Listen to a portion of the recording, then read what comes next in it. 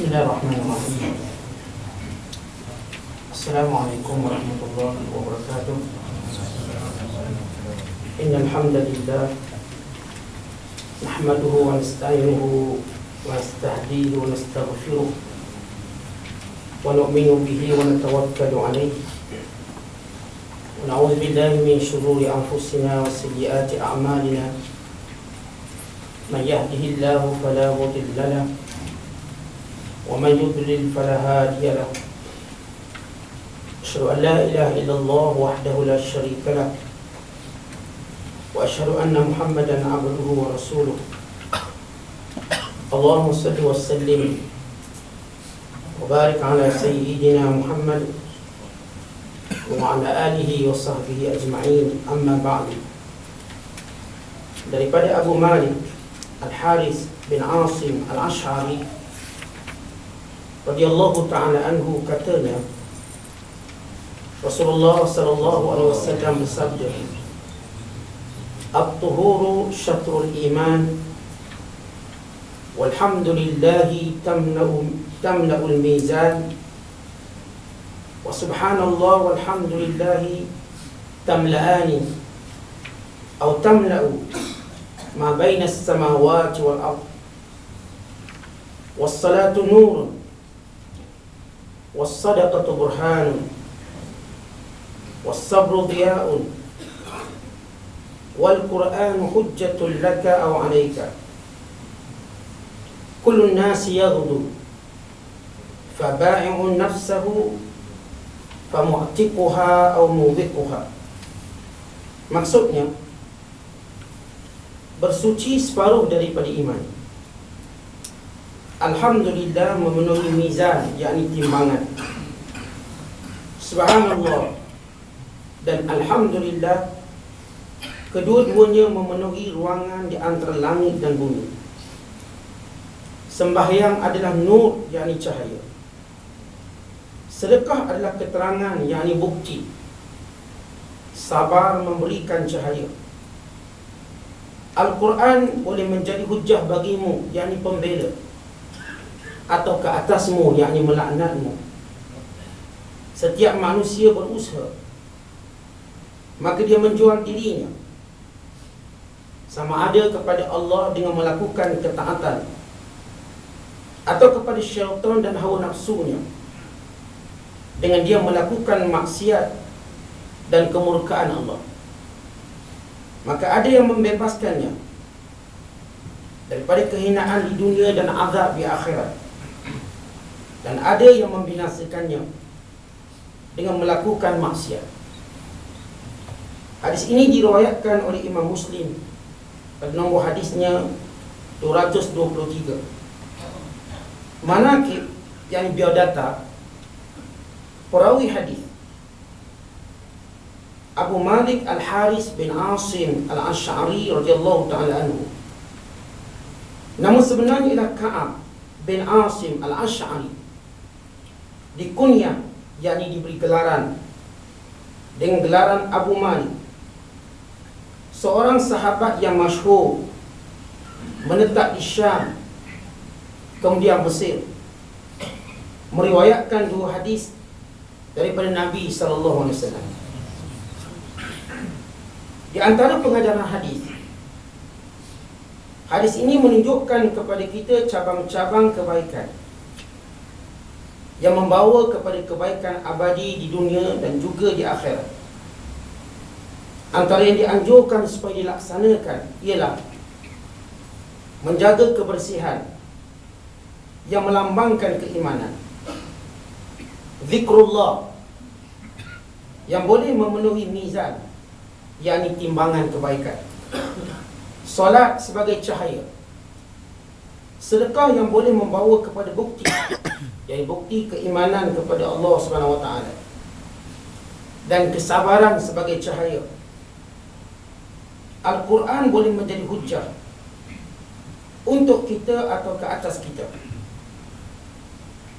Yang dimaksud dengan sedekah di sini ialah selain daripada zakat, kerana zakat telah disebutkan sebelum ini, kesalahan yang dihapuskan kesannya oleh sedekah ialah kesalahan dosa kecil yang berkaitan dengan hak Allah Subhanahu Wa Taala. Ini disebabkan dosa besar tidak akan terhapus, melainkan dengan taubat, dan kesalahan dosa yang berkaitan dengan hak anak Adam tidak akan terhapus kecuali dengan redha Tuhan miliknya. Sebenarnya kecuali dengan redha Tuhan miliknya, bukan Tuhan, Tuhan miliknya. Rasulullah SAW hanya menyebut sedekah dalam perkara ini kerana manfaatnya juga dirasai oleh orang lain. Muslimin dan muslimin yang dirahmati Allah sekalian, pada malam ini kita nak bahaskan satu hadis yang berkait dengan amalan yang melambangkan kepribadian orang beriman. Hadis ini cukup penting kerana ia menterjemahkan dan memberi satu unwan, yakni alamat suatu akhlak atau kepribadian orang Islam yang sebenar. Sekiranya seseorang itu mendakwa dia Islam atau dia beriman, maka perlu diterjemahkan dengan bukti-bukti yang jelas. Yang bukti itu bukan sekadar antara dia dengan Allah, tetapi antara dia dengan makhluk. Kerana itu perbahasan para alim ulama terhadap tauhid yang disembunyikan dalam hati, yang tidak dizahirkan kepada makhluk, maka ia tetap dianggap kufur pada urusan duniawi. Kerana itu dalam mengisytiharkan tauhid dan keimanan kita, ia perlu diterjemahkan dengan hubungan dan ikatan kita dengan Allah, itu yang pertama, dan hubungan serta ikatan kita dengan manusia, sehingga manusia menjadi saksi terhadap keimanan kita. Sebagaimana sabda Nabi SAW, antum syuhada'ullahu fil ardh, kamu akan menjadi saksi-saksi Allah di muka bumi ini. Ketika mana kita melakukan solat jenazah, kita menjadi saksi bahawa orang yang mati ini beriman. Ketika mana kita melihat pada sahabat kita datang ke masjid, kita menjadi saksi bahawa dia beriman. Sebab itu kata Nabi SAW, idza ra'aitumur rajul ya'tadul masajid fashhadu lahu bil iman. Sekiranya kamu melihat seseorang itu melazimi masjid, maka kamu kena jadi saksi bahawa dia ada iman. Artinya seseorang yang benar-benar beriman tidak cukup sekadar dia menjaga hubungannya dengan Allah, lalu dia muflis hubungannya dengan manusia. Kalau kita lihat dalam hadis ini yang diriwayatkan oleh sahabat, yang kalau kita lihat manaqibnya tidaklah terlalu popular, namun sahabat popular tak popular itu isu lain. Mereka sebagaimana kita bincangkan, kemuliaan mereka tidak boleh ditandingi oleh orang-orang yang datang selepas mereka. Namun di sini ada sedikit, kita katakan, penerangan bila disebut bahawa dia meriwayatkan dua hadis Nabi SAW. Sebenarnya dalam riwayat daripada Abu Malik, beliau telah meriwayatkan 27 hadis. Mungkin yang dimaksudkan oleh pengarang apa yang dikeluarkan oleh Imam Muslim dan Imam Bukhari ada dalam sahih. Tetapi dalam riwayat-riwayat lain, beliau juga meriwayatkan hadis-hadis yang cukup banyak, yang jumlahnya disebut oleh para ulama sebanyak 27 hadis. Ini supaya saudara faham maksud dua hadis. Mungkin pengarang kita hanya fokusnya pada hadis sahih yang dikeluarkan oleh Bukhari dan Muslim. Sahabat yang meriwayatkan hadis ini daripada golongan Asy'ariyin. Asy'ariyin popular, satu kabilah daripada Yaman, yang satu puak ataupun satu bangsa dengan Abu Musa al-Asy'ari. Dan kita tahu Asy'ariyin suatu kabilah yang dipuji oleh Nabi SAW dengan dua sifat utama mereka. Sifat pertama ialah prihatin antara satu sama lain. Kalau ada yang miskin, yang susah, yang janda atau sebagainya, mereka cukup prihatin. Yang kedua, sifat mereka suka menuntut ilmu. Sehingga Nabi SAW pernah memerintahkan golongan Asy'ariyin supaya tidak memusatkan ilmu hanya pada kabilah mereka dan menyampaikan kepada jiran tetangga mereka, menyampaikan kepada kabilah-kabilah yang berjiran dengan mereka. Maka golongan Asy'ariyin ini datang bertemu Nabi SAW, menyatakan, ya Rasulullah, amhilna sana, beri kami tempoh setahun untuk kami ajar ni kabilah-kabilah lain tentang Islam.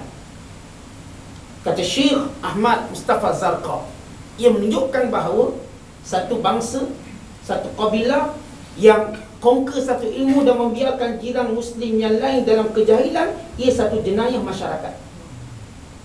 Maknanya saudara, kalau saudara kat BBU banyak ilmu, jiran sebelah kurang ilmu, saudara tak ambil peduli, ia satu jenayah masyarakat.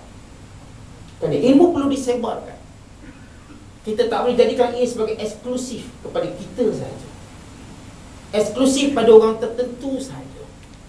Bahkan kita mesti membuka ruang untuk diperoleh ilmu ini oleh sesiapa sahaja.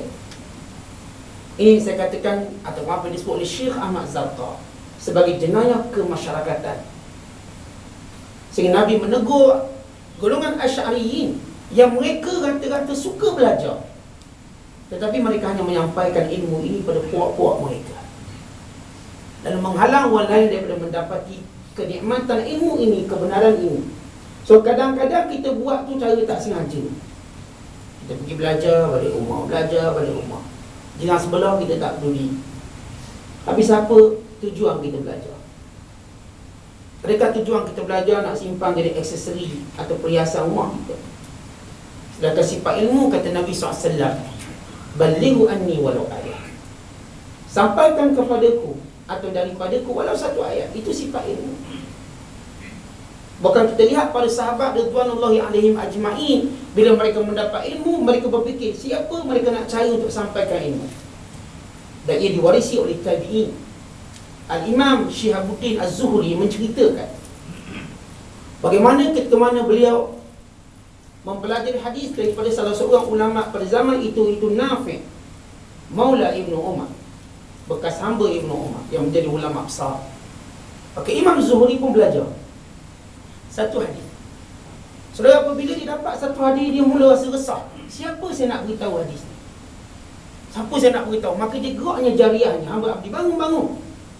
Maka bangun jariah, Nabi SAW bersabda sekian.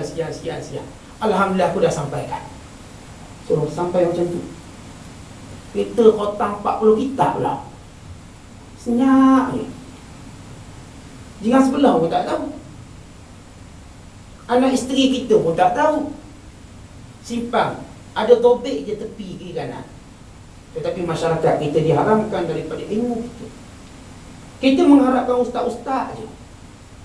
Ustaz panggil ceramah, ustaz dipanggil ceramah, kita sampai ilmu. Apa peranan kita pula? Kita wajib menyampaikan. Ini kisah yang cukup agung yang disebut oleh Syekh Al-Fattah Bi'uddah ketika mana menceritakan riwayat Imam Zuhri. Bagaimana beliau bila dapat satu hadis, beliau tidak akan tenang sampai beliau sampaikan pada orang lain. Tidak dia rasa macam tidak selesa. Ya, kita alhamdulillah dapat khatam satu kitab, tidur nyenyak, selesa, rasa macam hebat dah. Ni kita lupa ilmu sifatnya disampaikan, ia bukan disimpan. Bukan di antara sifat Nabi SAW ialah tabligh. Tabligh lawannya kitman. Kitman maknanya sembunyi. Sembunyi ni ada dua makna. Sama ada sembunyi ketika ditanya, maka ini cukup mal'un laknat. Atau sembunyi dengan maksud tak nak beritahu orang. Tak ada orang tanya tapi dia tak nak tahu, tak nak beritahu. Orang tak tanya, saya tak beritahu. So ini bukan cerita jalan nak ke Seremban, jalan nak ke Melaka, orang tanya baru kita jawab. Tapi ini agama. Belum orang tanya pun kita kena jawab. Kau lihat Nabi SAW. Intro kita banyak sikit. Nabi SAW bila seorang sahabat bertanya pada Nabi SAW, Ya Rasulullah, kunna narkabul bahar wa nahmil ma'ana al-qalil minal ma' idza tawadda'na atashna afanatawadda' min ma'il bahar. Ya Rasulullah, kami berlayar di lautan, kami membawa bersama kami air. Kiranya kami minum, kami akan dahaga. Sekiranya kami berwuduk, kami akan dahaga dengan air tersebut. Bolehkah kami berwuduk dengan air laut? Soalannya, sahabat cuma tanya, boleh tak kami berwuduk dengan air laut? Apa jawab Nabi SAW? Nabi menyebut atau menjawab dengan lebih panjang daripada apa yang sahabat nak. Waqtuhuru ma'uhu al-hillu maitatu. Air itu suci dan segala yang ada dalam laut itu halal dimakan. So lihat soalan sahabat apa dia? Sahabat tanya, boleh tak wuduk dengan laut? Itu soalan dia. Kau tanya pada saudara kata, boleh, dah. Tapi Nabi jawab macam mana? Air laut itu suci. Bukan sekadar wuduk, nak mandi, nak apa, suci. Jawapan Nabi SAW. Dan segala yang ada dalam laut itu halal untuk kamu. Boleh berlaku. Kita boleh makan semua benda dalam laut, melainkan kalau beracun, itu isu lain. Dan sudah kalau dia berasal dari laut, boleh makan. Tetapi kalau dia beracun, itu isu lain. Kerana ia termasuk dalam larangan Allah Ta'ala, wala tulqu biaidikum ila tahlukah. Jangan kamu mencampakkan dirimu dalam kebinasaan. Ia termasuk dalam hadis la darar wala dirar. Lihat Rasulullah menjawab dengan panjang lebar untuk menunjukkan apa? Buat agama ni, so jangan tunggu orang tanya banyak ni, kita jawab banyak ni. Kita jawab ikut keperluan masyarakat. Dan kita kena beritahu ikut keperluan masyarakat. Tak perlu ditanya, semayang ni tadi sah ke tak sah? Tuan semayang tadi tak sah. Tuan rokok dan terlambat. Imam rokok dulu. Lepas imam rokok, imam dah dah tuan baru rokok. Tuan tak dapat rokok. Kita kena beritahu, dia tak perlu tanya kita. Tuan tadi tuan ambil wuduk tak betul. Dia tak perlu tanya lepas wuduk, betul tak wuduk saya? Tak. Agama mengajar kita begitu. Dia baca Quran salah, tak tunggu dia tanya Quran saya baca tadi betul salah? Tak. Kemana ternampak je salah, kita membetulkan. Ini nasihat. Ad-dinun nasihat. Ini kesempurnaan Islam. Baik, kembali kepada hadis ini. Sesudah kita cerita tentang kelebihan Asy'ariyin, selalu lihat hadis ini bila Nabi SAW menyatakan at-tuhur syatrul iman. Perkataan at-tuhur, bersuci, diterjemahkan oleh pengarang kita, itu menjaga kebersihan. At-tuhur ni saudara ada dua makna. Makna yang pertama ialah izalatul hadas, membuang segala hadas dan segala mustaqzara, segala benda kotor, maka disebut at-tuhur. Tapi makna yang tepat pada hadis ini ialah yang dimaksudkan dengannya ialah berwudu. At-tuhur syatrul iman, wudu sebahagian daripada iman, memberi maksud, atau at-tuhur memberi maksud wudu, kelebihan wudu. Ini berdasarkan hadis Nabi sallallahu alaihi wasallam tentang kelebihan wudu ini dengan sabdanya, man tawadda'a fa ahsanal wudu kharajat khatayahu min jasadihi hatta takhruja min tahti asfarihi, atau kama qala sallallahu alaihi wasallam. Siapa yang berwudu dan menyempurnakan wudu, maka seluruh kesalahan dan dosanya keluar, hilang, diampunkan, sehingga ia keluar daripada celah-celah rambut-rambutnya, bulu-bulu. Ini bulu-bulu rama yang kena air. Dan berdasarkan hadis Nabi SAW tentang wudu ini, Nabi menyatakan tentang 3 amalan utama yang punya kelebihan. Yamhullahu bihi al-khataya wa yarfa'u bihi darajat. Yang pertama, isbaghul wudu 'alal makarih wa kathratul khuta ilal masajid wa intizaru salatin ba'da salatin fadzalika riba. Maksudnya menyempurnakan wudu dalam keadaan kita suka atau tak suka. Sejuk ke, kita rasa macam ngantuk, ambil wudu takut segar.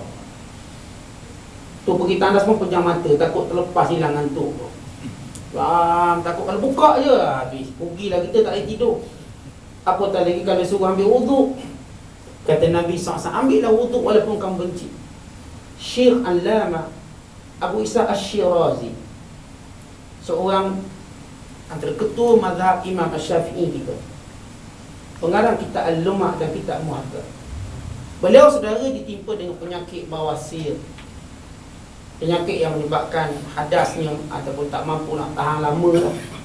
Beliau mengambil wuduk pada musim sejuk 17 kali satu hari. Jaganya wuduk, kan sebahagian, separuh daripada iman. Sebab itu dalam satu hadis yang diriwayatkan oleh Ibnu Majah dan Hakim, Nabi SAW menyatakan, lan yuhafizal wudu illa mu'min. Tidak akan menjaga wuduk dengan sebenar melainkan orang yang benar-benar beriman. Sebab itu saudara, anjuran untuk berwuduk yang merupakan separuh daripada iman ini, kerana separuh lagi datang dengan solat. Kerana wuduk ini saudara punca untuk kita mendapat kecintaan Allah SWT. Dan ia juga punca untuk menjadikan satu amalan itu sah. Bahkan kadang-kala anjuran wuduk ini walaupun secara zahirnya dia tak boleh beri manfaat wuduk, seperti wuduk jima. Disunatkan kita bagi orang yang berjima dengan isterinya, bersatu dengan isterinya, andai kata dia tak nak mandi wajib dulu, disunatkan dia berwuduk sebelum tidur. Wuduk itu kalau kita kira tidak ada qimah nilai dari sudut buat ibadat, namun dianjurkan. Kenapa? Supaya kita irtizam dengan kebersihan. Dianjurkan kita membasuh kemaluan kita, kemudian berwuduk, supaya kita tak tidur dalam keadaan macam tu sebagaimana perangai orang kafir, bergelombang dengan air maninya, dengan kotorannya. Tak, Islam tak ajar kita. Walaupun wuduk tadi tak boleh guna untuk sembahyang atau baca Quran, dinamakan oleh ulama sebagai wuduk jima. Dan kadang-kala orang yang berhaid juga disyariatkan berwuduk. Bila mana dia marah, dia nak lawan marahnya, maka dia berwuduk. Walaupun wuduk itu bukan untuk solat, tapi untuk menahan marahnya. Lihat kelebihan wuduk. Kerana wuduk akan menjadi suatu, kita katakan, pertentangan antara fitrah wuduk dengan ciptaan syaitan. Syaitan menguasai orang-orang yang tidak berwuduk dengan mudah. Sebab itu kita lihat kelebihan wuduk. Nabi SAW pernah menyebut, inna ummati yud'auna yawmal qiyamah ghurran muhajjalin faman istata'a an yutila ghurratahu falyaf'al.